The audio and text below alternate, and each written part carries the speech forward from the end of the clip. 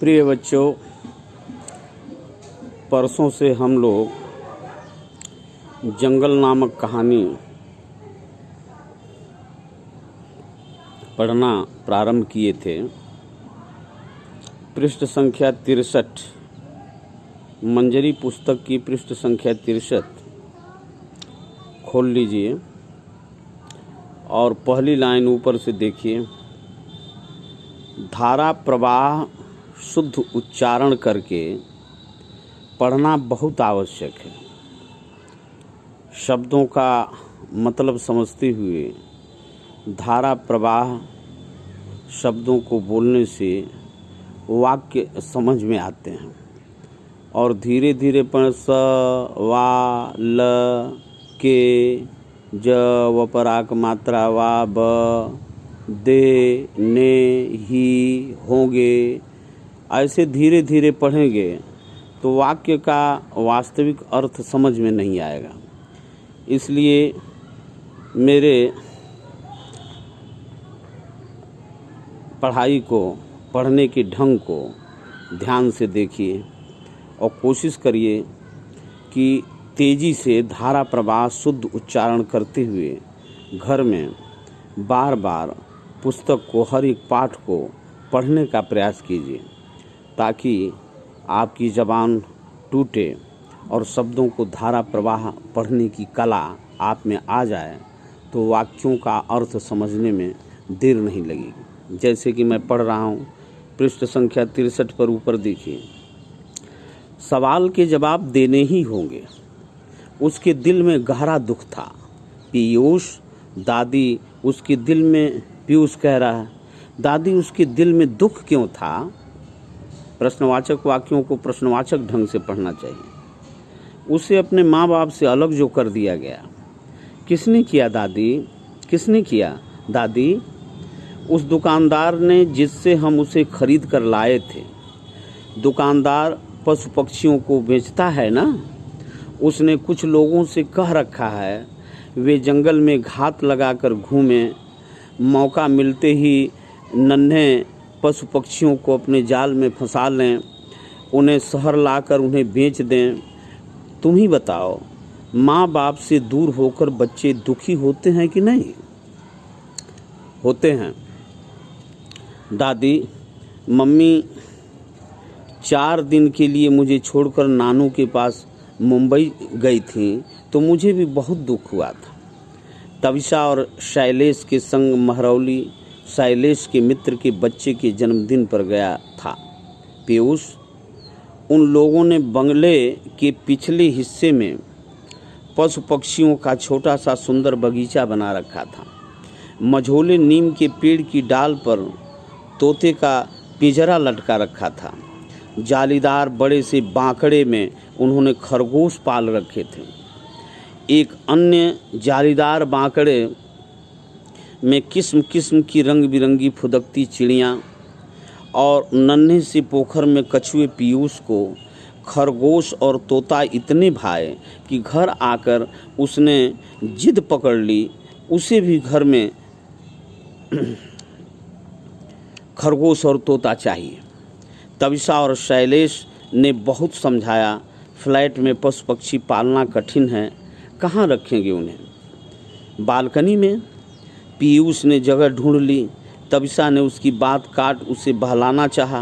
पूरे दिन खरगोश बांकड़े में नहीं बंद रह सकते, उन्हें कुछ समय के लिए खुला छोड़ना होगा। छोटे से घर में वे भागा भागी करेंगे, उनकी देखभाल कौन करेगा? दादी करेंगी। दादी पढ़ाने कॉलेज जाएंगी तो उनके पीछे कौन करेगा? स्कूल से आकर मैं कर लूँगा। सारा घर हंस पड़ा। पृष्ठ संख्या 64 पर देखो।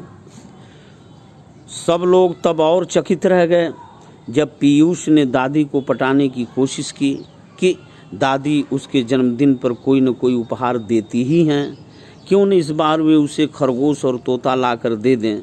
दादी हंसी।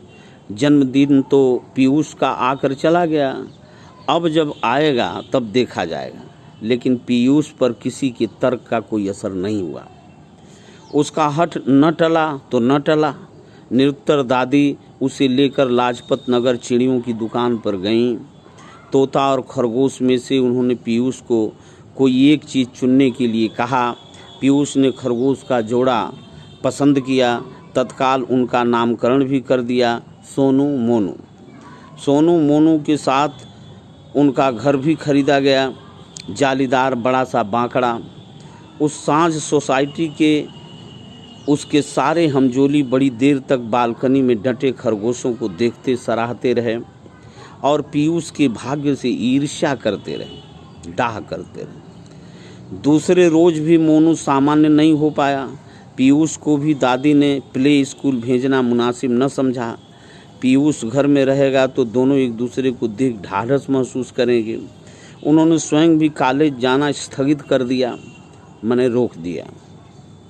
सुबह मोनू ने दूध के कटोरे को छुआ तक नहीं। बगल में रखे सोनू के खाली दूध के कटोरे को रह रह कर सूंघता रहा। बांकड़े का दरवाज़ा खोलते ही वह बैठक में ठीक उसी स्थान पर आकर फर्श सूंघता हुआ मंडराने लगा जिस स्थान पर उसने सोनू को निष्पंद पड़ा हुआ देखा था। उन्हें मोनू की चिंता होने लगी। पीयूष ने तो फिर भी दादी के मनाने पर कुछ खा पी लिया। तविषा अपराध बोध से भरी हुई थी। अपराध यानी गलती, पाप। मांडवी दी से उसने अपना संशय बांटा। संशय माने संदेह। चावल की टंकी में घुन हो रहे थे। उस सुबह उसने घुन मारने के लिए डाबर की पारे की गोलियों की शीशी खोली थी, चावलों में डालने के लिए। शीशी का ढक्कन मरोड़ कर जैसे ही उसने ढक्कन खोलना चाहा, कुछ गोलियां छिटक कर दूर जा गिरी। गोलियां बटोर उसने टंकी में डाल दी थी। फिर भी उसे शक है कि एक आध गोली कोने कोने में छूट गई होगी। और दादी, हाँ पीयूष, दादी, मोनू मेरे साथ खेलता क्यों नहीं? बेटा, सोनू जो उससे बिछुड़ गया है वह दुखी है। दोनों को एक दूसरे के साथ रहने की आदत पड़ गई थी ना। मुझे भी तो सोनू के जाने का दुख है। दादी, क्या हम दोनों भी मर जाएंगे? मांडवी जी ने तड़प कर पीयूष के मुख पर हाथ रख दिया। डांटा, ऐसे अपशुकनी बोल क्यों बोल रहा है? पीयूष ने प्रतिवाद किया, अर्थात विरोध किया। आपने ही तो कहा था दादी, सोनू दुख से मर गया। कहा था, उसे अपने माँ बाप से बिछुड़ने का दुख था। जंगल उसका घर है, जंगल में उसके माँ बाप हैं। तुम तो अपने माँ बाप के पास हो। दादी, हम मोनू को उसके माँ बाप से अलग रखेंगे तो वो भी मर जाएगा दुख से। मांडवी दी निरुत्तर हो गई, यानी उनको उत्तर नहीं सूझा। दादी, हम मोनू को जंगल में ले जाकर छोड़ दें तो अपने मम्मी पापा के पहुंच जाएगा, फिर तो वह मरेगा नहीं ना? नहीं मरेगा, पर तू मोनू के बिना रह लेगा ना? मांडवी दी का कंठ भर आया। रह लूँगा। ठीक है, शैलेश से कहूँगी कि वह रात को गाड़ी निकाले और हमें जंगल ले चले। रात में ही खरगोश दिखाई पड़ते हैं, शायद मोनू के माँ बाप भी हमें दिखाई पड़ जाएंगे। दादी, बोल पीयूष। दादी, मैंने आपसे कहा था ना, मुझे तोता भी चाहिए। कहा था, अब मुझे तोता नहीं चाहिए दादी। मांडवी दी ने पीयूष को सीने से भींच लिया और दनादन उसका मुंह चूमने लगी। चित्रा मुग्दल जी की यह जंगल नामक कहानी हम सबको ये प्रेरणा देती है और साथ ही यह शिक्षा भी देती है कि हमें जंगल में रहने वाली जीव जंतुओं को पिंजड़े में लाकर घर में नहीं रखना चाहिए। जिस प्रकार हम अपने माँ बाप से बिछुड़कर दुखी होते हैं, उसी प्रकार जंगल के पशु पक्षी भी अपने माँ बाप से, परिवार से, झुंड से, समूह से, समाज से बिछुड़ करके बहुत दुखी होते हैं। यह पाप है, अपराध है कि हम किसी भी जीव जंतु को ला करके पिंजड़े में रखें। अब तुम लोग इसका शब्दार्थ जो कहानी के अंत में लिखा है उसे अपने होमवर्क की कॉपी पर लिख डालो और साथ ही कहानी से बहुत से प्रश्न दिए गए हैं। ये शब्द जो दिए गए हैं इनका बहुवचन करता है कुछ करने को, उपवन, उपवनों, बहुत से उपवन, बीमारी, बीमारियाँ, एक वचन का बहुवचन, एक वचन दिया है बहुवचन बना, पक्षी, पक्षियों, पशु, पशुओं, प्रश्न, प्रश्नों, सोफा, सोफाओं, तोता, बहुत से तोता, बहुत से तोते लिख देंगे, सिर्फ तोते, चिड़ियाँ, बहुत सी चिड़ियाँ। प्रश्न नंबर 2 में दिए गए शब्दों में उचित स्थान पर अनुस्वार बिंदी लगाइए। अबर, अ पर लगा दिए तो अंबर, और आ पर लगा दी आंटी, ज पर लगा दीजिए जंगल, ही पर लगा दीजिए नहीं, लिखा है नहीं हो जाएगा, प पर लगाइए पंख, और पिंजरे पर पी पर लगा दीजिए पिंजरे। प्रश्न नंबर 3 दिए गए शब्दों से वाक्य बनाइए। प्रतिक्रिया, उन्होंने हमारी बात पर प्रतिक्रिया व्यक्त की। धमा चौकड़ी, बच्चे घर में धमा चौकड़ी मचा रहे हैं। सफाचट, उनके सिर के बाल सफाचट हो गए हैं। राम हमारा हमजोली है। अब विचार, पशु पक्षियों को पालना सही है, यदि हाँ तो क्यों, और यदि नहीं तो क्यों, इस पर विचार करिए और इसे लिखिए। यदि आपको पिंजरे में बंद कर रखा जाए तो आपको कैसा लगेगा, अपने विचार लिखिए। प्रश्न नंबर 3, जानवरों की बीमारियों को डॉक्टर, जानवरों के डॉक्टर कैसे ज्ञात करते हैं, पता करके लिखिए। अब कहानी से प्रश्न है कि तविषा घबराई हुई क्यों थी, वो मांडवी दीदी से क्यों बात करना चाह रही थी। तविषा इसलिए घबराई थी कि खरगोशों के जोड़े में से एक जोड़ा, एक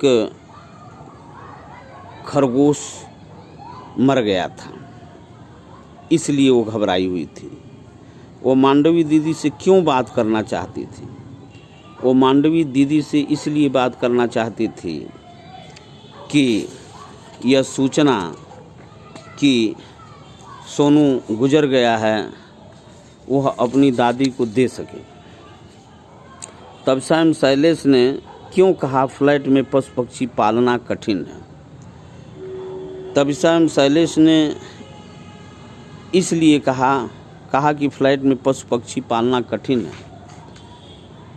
इसलिए कठिन है कि फ्लैट छोटा सा है, कमरे में कहीं जगह नहीं है, फिर उनके लिए बड़ा सा एक पिंजड़ा लेना होगा, उनका खान पान, और फिर दादी चली जाती हैं पढ़ाने के लिए, तुम भी प्ले स्कूल में पढ़ने चले जाते हो, तो उन खरगोशों के जोड़े की देखभाल कौन करेगा।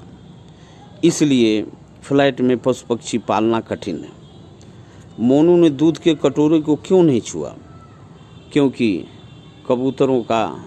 खरगोशों में से एक दिवंगत हो गया था और सोनू गुजर गया था, ये कबूतरों का नाम है। मोनू जीवित था तो साथी के चले जाने से वह इतने दुख में था, पीड़ा में था कि उसने दूध के कटोरे को छुआ नहीं। प्रश्न नंबर 4, पीयूष क्यों मोनू खरगोश को जंगल में वापस छोड़ने के लिए तैयार हो गया।